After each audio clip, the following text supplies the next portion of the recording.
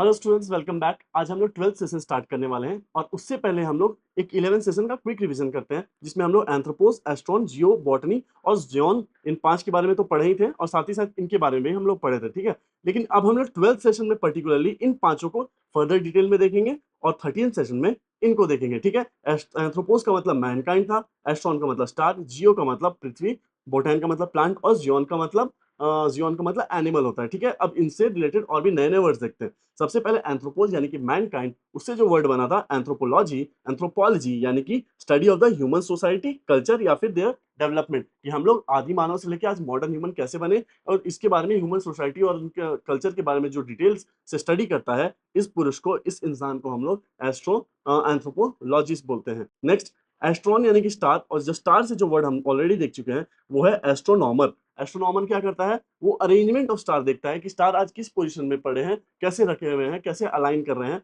और उसके लिए वो टेलीस्कोप की मदद से उसे स्टडी करता है, ठीक है। आज जो न्यू वर्ड देखने वाले हैं वो है एस्ट्रोलॉजी। और एस्ट्रोलॉजी क्या करता है? वो लोगोस करता है स्टार के बारे में, वो स्टडी करता है स्टार के बारे में। यानी कि एस्ट्रोलॉजी वो साइंस है, वो स्टडी है जिसमें मूवमेंट और पोजिशन ऑफ सेलेस्टियल बॉडीज को हम लोग देखते हैं। सो दैट, इसको क्यों देखते हैं? ताकि हम लोग भविष्य बता सके, ठीक है। हम लोग अनुमान लगाते हैं, प्रेडिक्ट करते हैं एक ह्यूमन अफेयर्स कैसा होगा और नेचुरल इवेंट्स कैसे जाएंगे, ठीक है। तो ये एस्ट्रोलॉजी के अंदर में आता है। तो many people check astrology before making important decision. महत्वपूर्ण डिसीजन लेने से पहले भी वो लोग चेक करते हैं। वैसे ही she reads her daily horoscope based on astrology. वो अपना डेली हॉरोस्कोप बोलते हैं, राशिफल जो निकलता है न्यूज़पेपर्स वगैरह में आता था, कुछ लोग होते हैं उसे रोज पढ़ते हैं, ठीक है।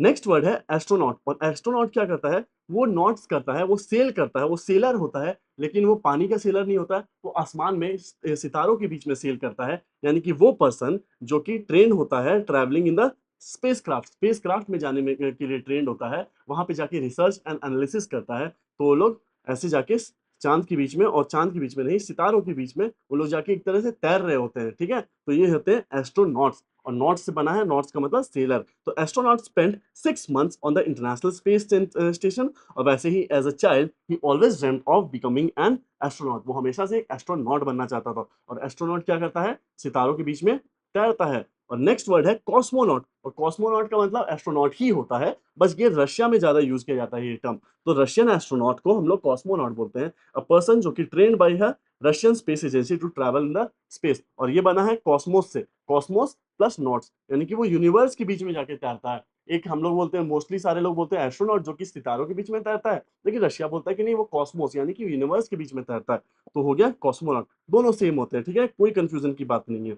Next, nautical. जैसे आपने सुना होगा नॉटिकल माइल्स, इतना डिस्टेंस, तो वो नॉटिकल कहाँ से आया है? नॉटिकल एक नॉटिकल आया है, सेलर से ही आया है, नॉट से ही आया है, जिसका मतलब रिलेटेड टू शिप्स, सेलर्स या फिर नेविगेशन से रिलेटेड जो वर्ड्स होता है उसके हम लोग नॉटिकल यूज करते हैं। आपने जरूर सुना होगा नॉटिकल माइल्स, मतलब कि ये डिस्टेंस मेजर करने के लिए जो पानी है, जैसे ये बॉर्डर है, अगर एक इंसान का कोस्ट है, उससे कितने दूरी पे है, पानी के अंदर में कितने दूरी पे कोई चीज है, कोई शिप है या कोई भी ऑब्जेक्ट है, तो वो डिस्टेंस नापने के लिए यूज होता है ये टर्म नॉटिकल, ठीक है, मतलब कि related to ship.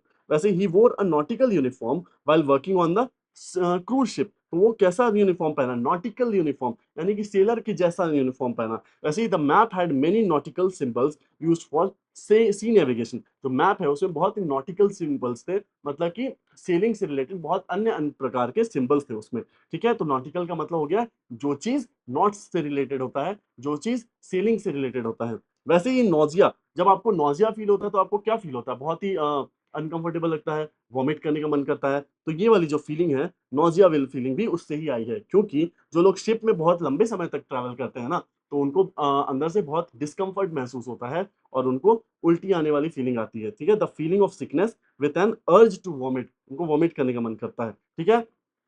She felt nausea after eating street foods and the boat ride gave him a nausea because of the rough waves। क्योंकि waves ऊपर नीचे होते हैं, इसके कारण हमारे पेट में कुछ गड़बड़ हो जाता है और उसके बाद हम लोग को nausea वाली फीलिंग आती है, ठीक है। नेक्स्ट, ये एस्टेरिक साइन आपने जरूर देखा होगा कहीं ना कहीं अपने टेक्स्ट में या फिर किसी बुक में, कहीं पीडीएफ वगैरह में। तो ये जो साइन होता है ये क्यों यूज़ होता है? ये इंडिकेट करता है कि कोई फुटनोट है, मतलब पेज के लास्ट में कोई ना कोई चीज़ है या फिर कोई करेक्शन है या फिर किसी चीज़ पे ज़्यादा ज़ोर या फिर ज़्यादा डिटेल में एक्सप्लेन करने के लिए इस साइन को हम लोग यूज़ करते हैं। और ये भी बना है एस्टर यानी कि स्टार से। ये कैसा दिख रहा है? स्टार के जैसा दिख रहा है ना? It is like a star, तो that is why it is इस सिंबल को हम लोग बोलते हैं एस्टेरिस्क सिंबल, ओके? और नेक्स्ट वर्ड है डिसएस्टर। डिसएस्टर, तो डिस का मतलब होता है अगेंस्ट, कोई चीज़ विपरीत हो या फिर ना, एक नेगेटिव सेंस में भी इसको यूज़ करते हैं। जब आपके सितारे आपके विपरीत हो, यानी कि आपका दिन दशा खराब चल रहा हो, तो क्या होता है? कोई लॉस हो जाता है, कोई डिस्ट्रक्शन हो जाता है, कोई अननेचुरल सी घटना हो जाती है। तो जब आपके स्टार्स आपके अगेंस्ट यानी कि डिस चल रहे हो, ठीक है? इसको बहुत सारे वर्ड्स में हम लोग देखते हैं ना, जैसे किसी को डिसलाइक करना, लाइक ना करना, वैसे डिसबिलीफ, विश्वास ना करना, या फिर ओबे या फिर डिसएग्री। तो ये सारे वर्ड्स क्या बने हैं? डिस यानी कि नो या फिर अगेंस्ट से बने हैं, ओके? तो अ सडन इवेंट जिससे कोई ग्रेट डैमेज होता है, लॉस होता है या फिर डिस्ट्रक्शन होता है, उसको हम लोग डिसएस्टर बोलते हैं। क्योंकि ऐसा माना जाता है, पहले लोग ऐसा मानते थे कि भगवान ने हमें सजा दी है, इसलिए हमारे ऊपर ये आपदा आई है, ठीक है? डिसएस्टर, सितारे हमारे अगेंस्ट जा रहे हैं, राइट? तो ये हो गया डिसएस्टर। तो the earthquake was a major disaster, left thousands homeless. और वैसे ही his exam results were a complete disaster, he failed in every subject, right? चलो अब देखते हैं नोमोज यानी कि अरेंजमेंट, किसी को जचा कर रखना, अरेंज करके रखना। तो इससे जो वर्ड आता है ऑटोनॉमी। ऑटोनॉमी का मतलब कि सारे अरेंजमेंट इंसान अपने लाइफ के बारे में, अपने ऑर्गेनाइजेशन के बारे में, अपने सेटअप के बारे में सारे फैसले जब खुद लेता है, सब चीज का अरेंजमेंट अपने आप से करता है, तो उसे बोलते हैं ऑटोनॉमी, ठीक है? यानी ऑटो से यानी कि सेल्फ, अपने आप से सारे अरेंजमेंट यानी कि नोमोज करता हो, उसे ऑटोनॉमी कहते हैं। द राइट और the condition of self government और इंडिपेंडेंस, आजादी या फिर खुद की अपनी गवर्नेंस खुद करे, अपने सारे फैसले खुद ले, तो उसे बोलते हैं ऑटोनॉमी। स्वशासन या फिर स्वतंत्र रूप से निर्णय लेने का अधिकार, ठीक है? किसी को ऑटोनॉमी दे दी है, किसी को आजादी दे दी है। After years of struggle the region finally gain autonomy. अब बहुत जल्दी ही बलूचिस्तान को भी ऑटोनॉमी मिल सकता है या फिर शायद इंडिपेंडेंस भी, यू नेवर नो। तो the teenager often want more autonomy in their daily decision. तो आजकल के टीनेजर को अपने फैसले लेने का काफी मन करता है ना, वो लोग ऑटोनॉमी चाहते हैं कि हम लोग अपना फैसला खुद से लें, सब चीज सेल्फ डिसीजन मेकिंग करें, तो हो गया ऑटोनॉमी। नेक्स्ट रूट वर्ड है जियो, जिसका मतलब होता है अर्थ। तो अर्थ के बारे में जो लॉजिस्ट करता है, उसके बारे में जो स्टडी करता है, हम लोग ऑलरेडी देख चुके हैं, वो जियोलॉजिस्ट होते हैं। वो स्टडी क्या करता है कि अर्थ के बारे में, रॉक्स मिनरल्स के बारे में, और किस प्रोसेस से अर्थ आज इवॉल्व किया है, वो जियोलॉजिस्ट पढ़ता है, ठीक है? नेक्स्ट वर्ड हम लोग देखते हैं जियोमेट्री। जियोमेट्री भी इसी से पढ़ना है, क्योंकि उस पहले के टाइम में हम लोग अर्थ को मेजर करते थे, अर्थ के डिस्टेंस और फलाना ढिमकाना बहुत सारी चीज मेजर करते थे। द ब्रांच ऑफ मैथमेटिक्स, अब तो ये इवॉल्व कर गया ना, अब तो ये ब्रांच ऑफ मैथमेटिक्स बन गया है, जिसमें concern with the shapes, size और प्रॉपर्टीज ऑफ द स्पेस। लेकिन स्टार्टिंग में इसमें हम लोग अर्थ को मेजर करते थे। पहले के लोग का एक ही चैलेंज होता था कि अर्थ कितना बड़ा है ये नाप लो, और वो आता था जियोमेट्री के अंदर में, यानी कि लोग अर्थ को मेजर करते थे अलग अलग तरीके से। In school we study geometry to learn about the angles and triangles, वैसे ही use geometry to design the layout of the new park. तो ज्योमेट्री हो गया इससे, तो ज्योमेट्री वर्ड ऐसे आया है। नेक्स्ट वर्ड है जियोग्राफी, यानी कि अर्थ के बारे में लिखना, स्पेशली मैप्स के थ्रू, है ना? तो मैप से हम लोग पढ़ते हैं ना ज्योग्राफी। वैसे the study of the earth physical feature या फिर क्लाइमेट या फिर ह्यूमन एनवायरमेंटल इंटरेक्शन, वो होता है ज्योग्राफी में हम लोग पढ़ते हैं। लेकिन इसका ओरिजिन ऐसे आया है क्योंकि मैप बना के अर्थ के बारे में लिख करके लोग उसकी पढ़ाई करते थे अबाउट द जियो या फिर अर्थ, तो ये होता है ज्योग्राफी, ठीक है? तो पृथ्वी की भौतिक विशेषताओं, जलवायु और मानव पर्यावरण संबंधों का अध्ययन, ये आता है ज्योग्राफी के अंदर में। वैसे ही we learn about the mountains, rivers and continents in geography class. वैसे ही her interest in geography grew after visiting different parts of the India. तो अर्थ के बारे में स्टडी को बोलते हैं जियोलॉजी, और अर्थ के बारे में लिखने को बोलते हैं जियोग्राफी, ओके? तो अब नेक्स्ट रूट वर्ड है बायोस, जिसका मतलब होता है लाइफ। ये वर्ड हम लोग पहले देख चुके हैं ना, बायोग्राफी यानी कि अपने लाइफ के बारे में लिखना। अभी हम लोग अर्थ के बारे में लिखना जस्ट देखे ना, लेकिन अगर आप अपने लाइफ के बारे में लिखोगे, किसी के लाइफ के बारे में लिखोगे, किसी दूसरे के, तो होगा बायोग्राफी, यानी कि उसकी जीवनी के बारे में लिखना। तो नेक्स्ट वर्ड अपने लाइफ के बारे में खुद लिखना, यानी कि ऑटो से लिखना अपने बायो यानी कि लाइफ के बारे में, तो हो गया ऑटोबायोग्राफी। और वही बायोप्सी, बायोप्सी अगर ये टर्म आपने सुना होगा, यानी कि लाइफ के बारे में ऑप्सिस करना, उसको व्यू करना, उसको देखना। एक्चुअली जो बायोप्सी होता है ना, उसमें लिविंग टिश्यू को निकाला जाता है और उसे स्टडी करते हैं कि इंसान को कौन सी बीमारी हुई है, उसे कौन सा प्रॉब्लम आया है, तो ये लिविंग टिश्यू को निकाल के स्टडी किया जाता है, ये होता है बायोप्सी। तो medical procedure where a small sample of a tissue, specially living tissue, is taken from the body for examination, और उसे एक बीमारी का नेचर के बारे में पता लगाया जाता है। Next the doctor recommended the biopsy to check for the sign of cancer. वैसे ही after the biopsy the result showed no sign of abnormalities। तो बायोप्सी से पता चला कि कुछ भी अबनॉर्मल नहीं है, सब चीज नॉर्मल है। नेक्स्ट वर्ड है ऑटोप्सी, यानी कि ऑटो यानी कि सेल्फ करना, ऑप्सिस सेल्फ स्टडी करना। तो एक तरफ जो बायोप्सी लिविंग टिश्यू पे किया जा रहा था, और यही ऑटोप्सी जो होता है वो डेड बॉडी के साथ किया जाता है। The medical examination of a body after death to determine the cause of death, कि किस कारण से किसी की मौत हुई, ये ऑटोप्सी के अंदर में हम लोग देखते हैं। और बायोप्सी के अंदर में लाइफ के बारे में, लिविंग टिश्यू को देखते हैं। और ऑटोप्सी में जो ऑलरेडी आदमी चला जा चुका है उसके बारे में देखते हैं। ओके, तो मृत्यु के बाद शरीर की चिकित्सा जांच, ताकि मृत्यु का कारण पता लगा जा सके, ये ऑटोप्सी के अंदर में आता है। याद करना बायोप्सी और ऑटोप्सी का difference. Okay, next root word है बोटेन, यानी कि प्लांट, और उससे बना था बॉटनिस्ट। और जियोन, जियोन का मतलब एनिमल, और उससे बना था जूलॉजिस्ट, जो कि जानवर के बारे में स्टडी करता है, उसके बिहेवियर के बारे में स्टडी करता है। और लास्ट वर्ड है जोडियक, और जोडियक का मतलब होता है राशि चक्र। ये जो आप देख रहे हो राशि चक्र, 12 राशियां होती है ना, तो इसके बारे में जो टेबल में दिखता है, ये सर्कल में दिखता है, उसे जोडियक बोलते हैं। Circle of 12 division, each named after a constellation. एक कॉन्स्टेलेशन तारामंडल के अकॉर्डिंगली उसको नाम किया जाता है इन एस्ट्रोलॉजी, जिससे एक पर्सनल ट्रेट्स, किसी का एक पर्सनल ट्रेट्स या फिर उसकी लाइफ में होने वाले इवेंट्स के बारे में पता लगाया जा सके, ये आता है जोडियक के अंदर में। ठीक है, तो she checked her zodiac sign before making any major decision. और वैसे ही the zodiac sign Pisces is often associated with creativity and intuition.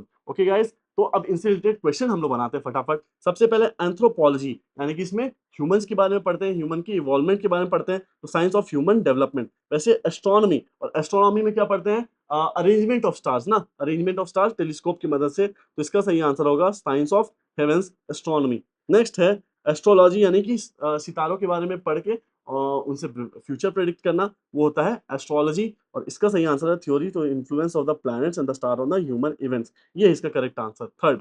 Next है जियोलॉजी, तो अर्थ के बारे में स्टडी करना, जियोलॉजी वो होता है कंपोजिशन ऑफ द अर्थ के बारे में पढ़ना, ये होगा जियोलॉजी। और नेक्स्ट बायोलॉजी, लिविंग टिश्यू के बारे में, लाइफ के बारे में पढ़ना, लिविंग मैटर के बारे में पढ़ना। और वहीं जियोमेट्री, मेजरिंग द अर्थ, तो इसका करेक्ट आंसर होगा mathematical science of figures and shapes.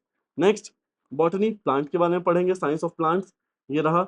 और जूलॉजी में एनिमल्स के बारे में पढ़ते हैं, और जियोग्राफी में अर्थ के बारे में लिखते हैं, अर्थ का मैप्स बनाते हैं। ठीक है, तो नेक्स्ट क्वेश्चन ऑटोप्सी, यानी कि डेड बॉडी के बारे में स्टडी करते हैं ना, डेड बॉडी का एग्जामिनेशन करते हैं, तो इसका करेक्शन आएगा dissection examination of the corpse, यानी कि dead body to determine the cause of death.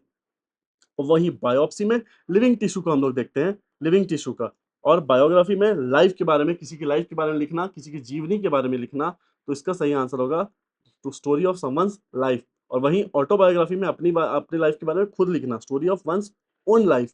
और वहीं जोडियक, यानी कि राशिफल, राशिफल किसमें हम लोग देखते हैं, diagram of the path of sun moon and planet, ये डायग्राम में जो दिखाता है उसे जोडियक बोलते हैं। नेक्स्ट है एस्ट्रोनॉट, और एस्ट्रोनॉट क्या करता है, तैरता है, नॉट्स करता है सितारों के बीच में। Correct answer is the seller among the stars. और वहीं कॉस्मोनॉट भी वही चीज होता है, बस रशिया में बोला जाता है ये कॉस्मोनॉट। तो सेलर ऑफ यूनिवर्स, ये यूनिवर्स में तैरता है, वो कॉस्मोस में तैरता है, और वहीं वो स्टार्स में तैरता है। नेक्स्ट एस्टर, यानी कि सितार से रिलेटेड एस्टर, तो इसका करेक्ट आंसर है, तो इसका करेक्ट आंसर है स्टार शेप, जिसका शेप स्टार के जैसा हो उसे एस्टर बोलते हैं। और डिसएस्टर, जब दुनिया खराब, दिन दशा खराब चल रहा हो, जब सितारे आपके खिलाफ चल रहे हो, तो डिसएस्टर होता है। इसका करेक्ट आंसर है ग्रेट मिसफॉर्च्यून, बदकिस्मती। और वहीं ऑटोनॉमी, अपना खुद फैसला लेने का हक, वो हो गया सेल्फ रूल। और मेट्रोनोम, इसका मतलब होता है इंस्ट्रूमेंट जिससे हम लोग म्यूजिकल टाइम नाप सकते हैं, जो कि अभी हम लोग इस चैप्टर में रिवीजन तो नहीं किए, बट आगे जाके हम लोग जरूर इसको देखेंगे। ठीक है, तो ये सारे वर्ड्स थे, फटाफट फिल इन द ब्लैंक्स वाले क्वेश्चन। तो pertaining to the science of animal, animal के साइंस के बारे में जो एडजेक्टिव बताना है इसमें, तो होगा zoological. Pertaining to science of plants, वो हो गया बोटैनिकल, BOTANICAL, बोटैनिकल। और वही dissection of the corpse, corpse यानी कि डेड बॉडी का डाइसेक्शन करते हैं, उसमें क्या होता है, ऑटोप्सी। और अपनी लाइफ के बारे में लिखना, वो हो गया auto plus bio plus graphy. और वही pertaining to the science of all living matter, living के लिए होगा, और एडजेक्टिव लिखना है हम लोगों को, तो इसलिए बायोलॉजिकल। और वही science of measurement of figures, हो गया जियोमेट्री, मेजरमेंट करते हैं हम लोग। ठीक है, इसमें जियोमेट्री में मेजरमेंट करते हैं। और वही pertaining to the science of earth composition, earth का कंपोजिशन कैसे बना है वो हम लोग किसमें पढ़ते हैं, जियोलॉजी में पढ़ते हैं। और क्योंकि एडजेक्टिव बताना है इसलिए geological.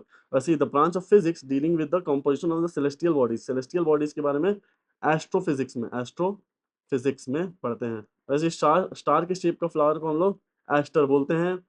Very high in number, बहुत ज़्यादा मात्रा में हो, यानी कि इतना मात्रा कि जो सितारों के नंबर हैं अनेक मात्रा में, तो वो हो गया एस्ट्रोनॉमिकल। और वही साइंस ऑफ हेवनली बॉडीज, आसमान हेवनली बॉडीज के बारे में जो पढ़ाई करते हैं उसको बोलते हैं astronomy. Science of development of Mankind, तो मैनकाइंड देखते ही एंथ्रोपोज लगा दो, एंथ्रोपोलॉजी। और वही जो पर्सन जो बिलीव करता है कि ह्यूमन का जो इवेंट है वो उसके सितारों के कारण चेंज होता है, तो वो होता है एस्ट्रोलॉजर। ओके गाइस, तो इस तरह से 12th सेशन कंप्लीट हो गया है। मिलते हैं 13th सेशन में। Thank you so much.